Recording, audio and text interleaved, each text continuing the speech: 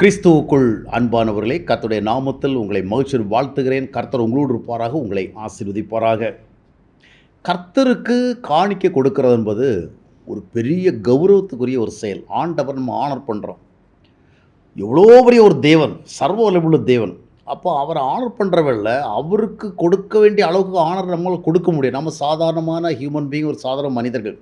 நம்ம கெப்பாசிட்டிக்கு உட்பட்டு தான் கர்த்தரை கனப்படுத்த முடியும். அப்போ அந்த காணிக்கை போன்றவர்கள் கொடுக்க நாம் வருகிற பொழுது, காணிக்கை என்பது கர்த்தரை கனப்படுத்துகிற ஒன்று.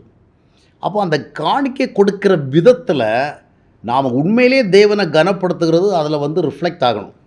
இன்றைக்கி நம்முடைய சபைகளுக்கு மத்தியில் எதற்கெடுத்தாலும் காணிக்கை கேட்கறது, எந்த ஈவெண்ட்டுக்கும் எந்த நிகழ்ச்சிக்கும் காணிக்கை என்று கேட்கறதுனால மக்கள் என்ன பண்ணிடுறாங்கன்னா, பாக்கிலேருந்து எதையாவது எடுத்து போட்டு போகிற ஒரு பழக்கத்துக்கு வந்துட்டாங்க. பெரும்பாலும் இந்த மாதிரி போகிற இடத்துல ஒரு சிலர் கொஞ்சம் ஜெனரஸாக பண்ணுவாங்க. ஒரு சிலர் என்ன பண்ணுவாங்கன்னா, இருக்கிறதுல லோவஸ்ட் டினாமினேஷன் என்ன இருக்குது, ஒரு ரூ. 10, ஒரு ரூ. 20, ரூ. 5 இப்படி எடுத்து போட்டுட்டு போகிற ஒரு நிலைமை. ஆனால் இதை நம்ம யாருக்கு செய்கிறோம்? தேவனுக்கு செய்கிறோம்.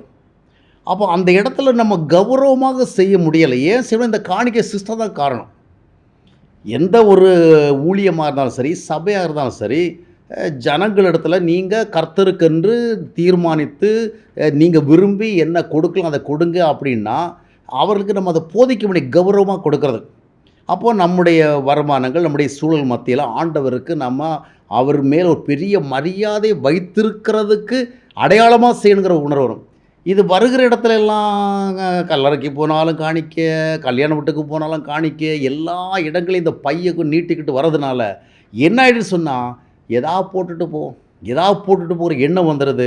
அது யாருக்கு போட்டு போகிறதா நினைக்கிறோம்? கர்த்தருக்கு. ஏன்னா அப்படி தானே கேட்குறாங்க. கர்த்தருக்காக காணிக்கை எடுக்கப்படும். அப்போ ரூ. 5, ரூ. 10 தூக்கி போட்டு போகிறோம். வசதி இல்லாதனாலே நிறைய பேர் ரூ. 5, ரூ. 10 போடுறதில்ல. எல்லாம் இருக்குது. இந்த தொடர்ந்து பை இப்படி நீட்டப்படுறதுனால ஒரு பண்ணிடும். ஆனால் கௌரவமாக கர்த்தருக்கு காணிக்கை கொடுக்கணும். அதாவது நம்ம காணி கொடுக்குறவங்கள அதில் கஞ்சத்தனம் இருக்கக்கூடாது. அப்போஸ்தலன் பவுல் சொல்லக்கூடாது, லோபத்தனம் இருக்கக்கூடாது. கர்த்தருக்காக செய்கிற எந்த ஒன்றும் புரிந்து கொண்டு செய்கிறதா இருக்கணும். நம்ம யாருக்கு செய்கிறோம், அதை எப்படி செய்கிறோம்.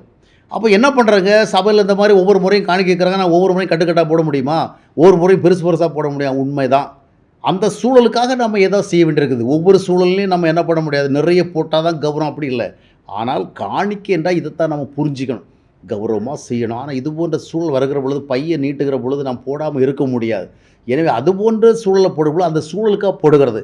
ஆனால் தனிப்பட்ட முறையில் நாம் கர்த்தருக்காக என்ன செய்கிறோம், கர்த்தருடைய ஊழியங்களை குறித்த நம்முடைய கரிசனை என்ன, கர்த்தருக்காக செய்கிறதுல நம்முடைய பங்கு என்ன, இதை குறித்து நாம் சிந்தித்து செய்யணும். அதுபோல் யாருக்கு செய்கிறோம், எப்படி செய்கிறோம், எப்படிப்பட்ட காரியங்களுக்கு செய்கிறோம், நாம் கொடுக்கின்ற காணிக்கை கர்த்தருடைய நாம மகிமைப்படுவதற்கு ஏற்ற விதமாக செலவிடப்படுகிற இடத்துக்கு செய்கிறோமா, இது ஒரு எல்லா காரியங்களையும் புரிந்து கொண்டு ஏதோ காணிக்கை போட்டு போகிறதில்ல. இன்றைக்கு அநேக இடத்துல அந்த பழக்கம் இருக்குது. எந்த கூட்டத்துக்கு போனாலும் வந்த இடத்துக்கு ஒரு ரூ. 10 போட்டு போவோம்.